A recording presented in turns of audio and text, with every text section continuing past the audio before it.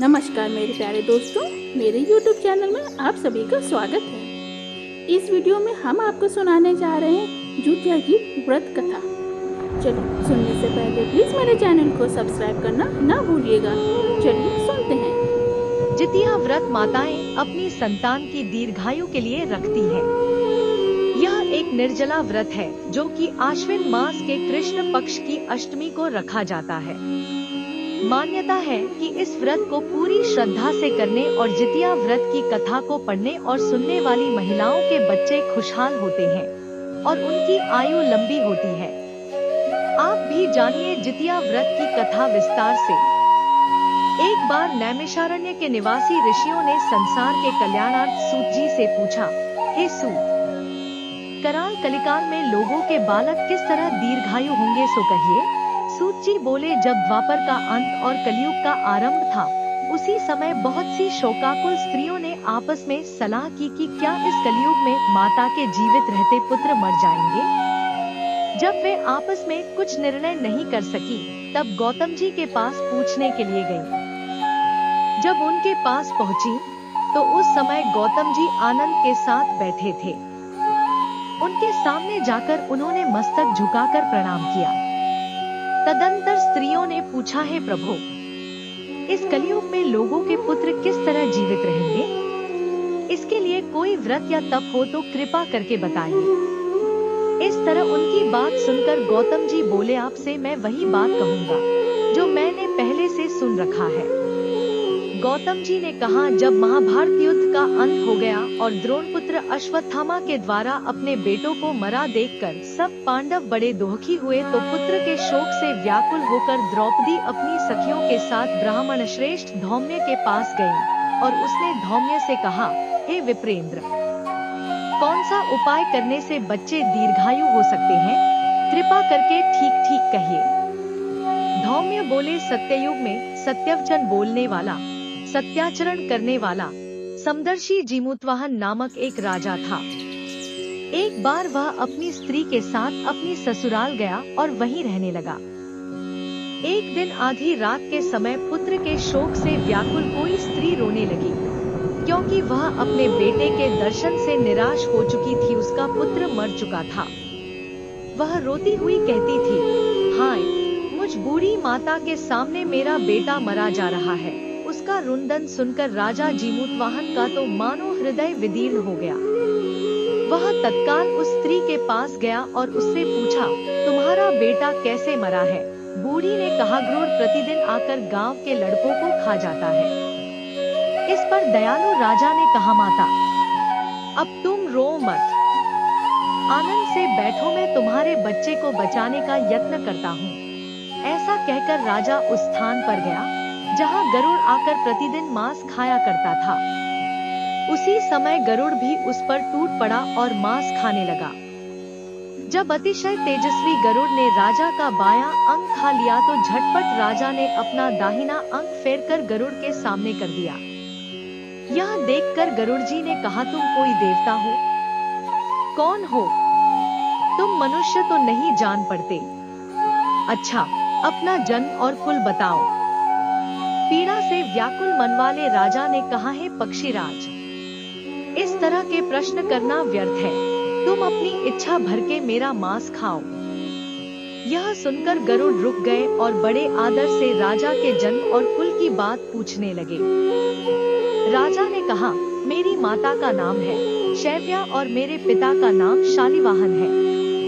सूर्यवंश में मेरा जन्म हुआ है और जीमूतवाहन मेरा नाम है।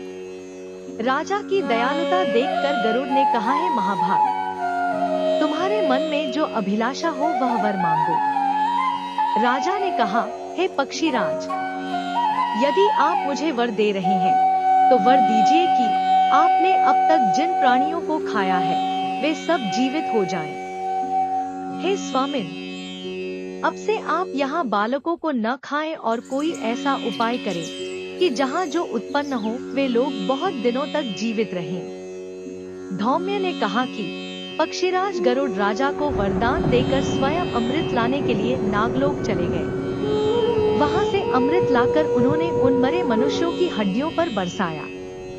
ऐसा करने से सब लोग जीवित हो गए, जिनको कि पहले गरुड़ ने खाया था।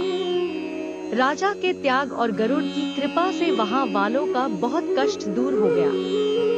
उस समय राजा के शरीर की शोभा दूनी हो गई थी। राजा की दयालुता देखकर गरुड़ ने फिर कहा, मैं संसार के कल्याणार्थ एक और वरदान दूंगा। आज आश्विन कृष्ण सप्तमी से रहित शुभ अष्टमी तिथि है। आज ही तुमने यहाँ की प्रजा को जीवन दान दिया है। हे वत्स, अब से यह दिन ब्रह्म भाव हो गया है।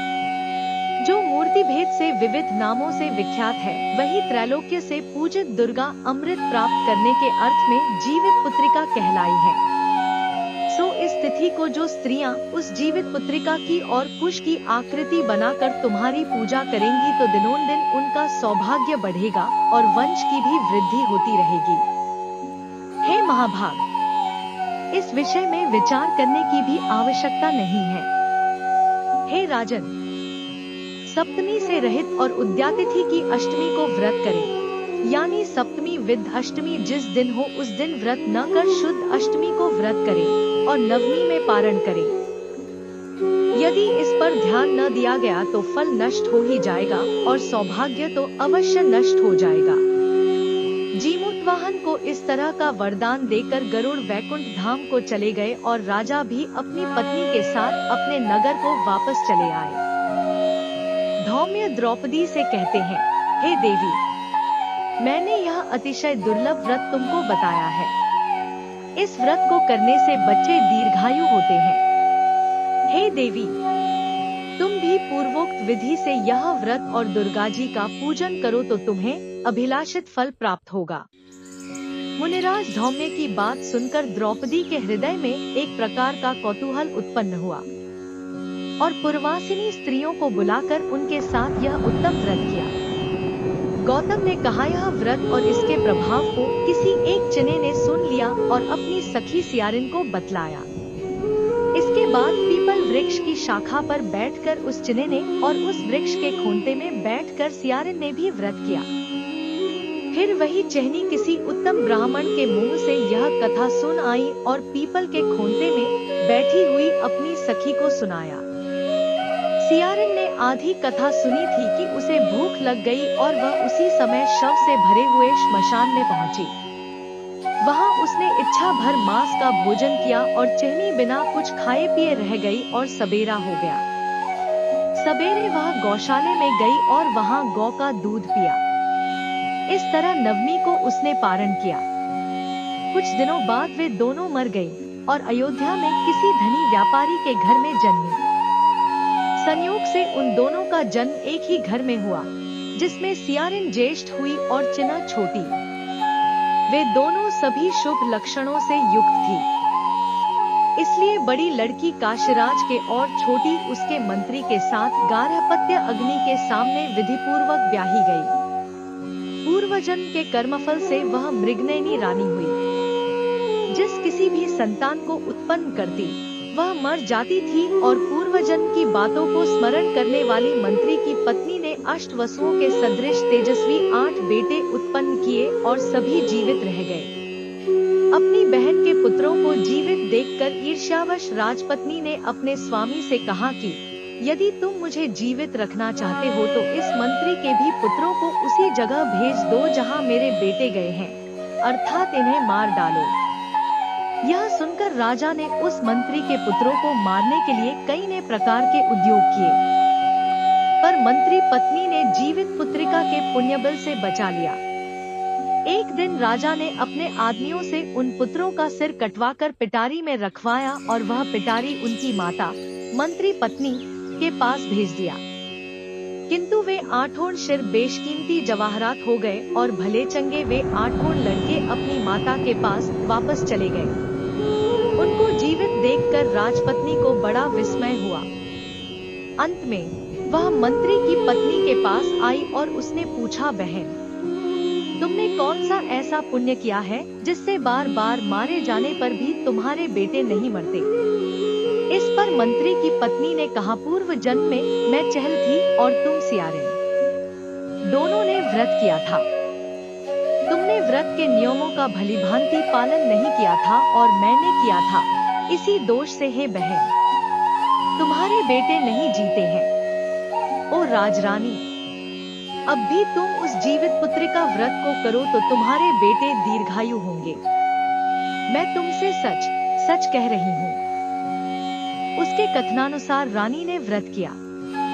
तभी से उसके कई बेटे सुंदर और दीर्घायु होकर बड़े बड़े राजा हुए। सूत जी कहते हैं कि सब प्रकार का आनंद देने वाला मैंने यह दिव्य व्रत बतलाया। स्त्रियां चिरंजीवी संतान चाहती हों तो विधिपूर्वक यह व्रत करें।